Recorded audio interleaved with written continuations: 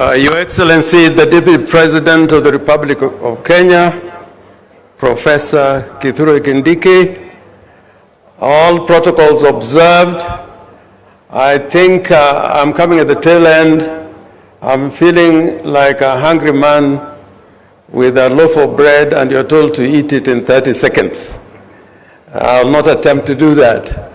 First, I want to note that CI has a lot to offer, and next month we are going to have an investment conference similar to this one in CI. I hope some of the partners here, whom we have also talked to, are not going to be fatigued and give up on CI. If we can talk about everything about resources, I think in CI we can talk about many resources in CI, but the most important resource is human resource in all its portfolio. And historically, if I want to talk about the availability of human resource in the Republic of Kenya, the first Vice President of the Republic of Kenya came from Siaya. The first barrister came from Siaya, trained in the Inns of Court in England. The first group of professors in the country who are lecturing in Makerere and abroad came from Siaya, and recently we lost Professor Bethuel Ogot, and I hope I'll carry your condolences and sympathies to the family of Professor Ogot. Now, I just want to note as a preamble that I'm very happy about some intervention the national government has undertaken together with the county, and I like the integrated approach. Like recently, we had a multi-ministerial delegation from Interior, from MITI, that's the investment ministry, from roads and communications.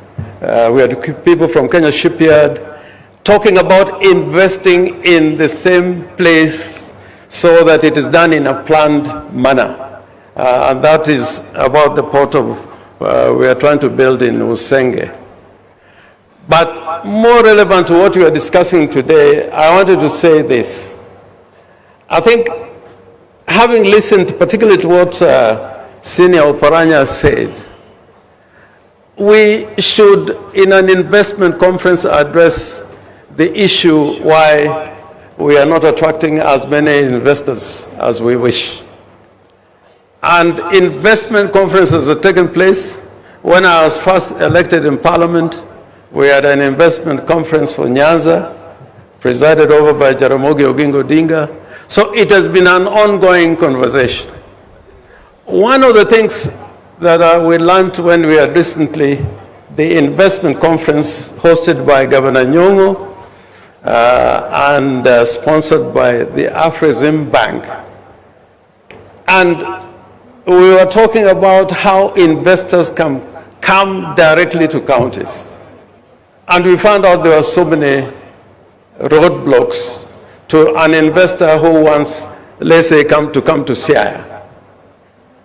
We need to look at the legal framework to make sure that an investor who wants to invest in a county like Siaya can come there directly without legal hurdles. And I want to give a practical example of this. I was in a conference in Cairo where we were talking about urban and municipal development. And many delegations were going to Afrexim Bank signing deals. But we were busy at the conference talking about what we must do. And when we addressed the issue why that was happening, they said we should address the legal framework that makes it possible for investors to come directly to counties.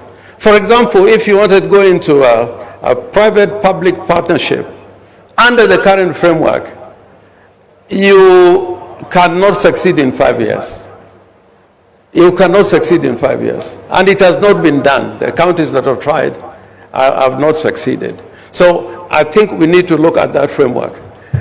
The other thing, whereas the Constitution gives a framework of sharing revenue, if you look at the revenue that is allocated to national government, and I'm glad to talk about this because I think there is acceptance of that fact, that if you look for roads, for example, you find that one county in a particular area is given more money for tarmac roads, like, more than, let's say, the entire of Nyanza.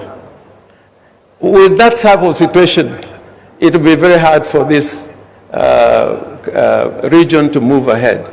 The national government should do a checkup and find out, are counties getting or regions getting equitable amounts of monies spent by national government in infrastructure and the rest. And lastly, I want to say this. If people feel good about what is happening, they don't need to be persuaded. They don't need to be persuaded. When Kibaki took over, in the first 6 months, there was a feel-good factor. And I'm challenging ourselves that having gone through these processes and in election cycles, we need to take measures that the ordinary Kenyans at the end of the day can say, we feel good, what is happening to us, what services are being delivered to us. And this investment conference will deal with this issue if you can open up the counties and the regions.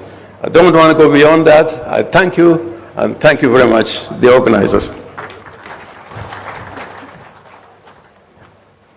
Thank you very much, Jim. Could I ask the deputy governors who are here to just stand and wave? I see my deputy governor is there, Dr. Willie, and others. Please, where you are. I'm sorry, this light is too strong. But anyway, thank you so much. Mr. Deputy President, thank you very much for letting us share your time.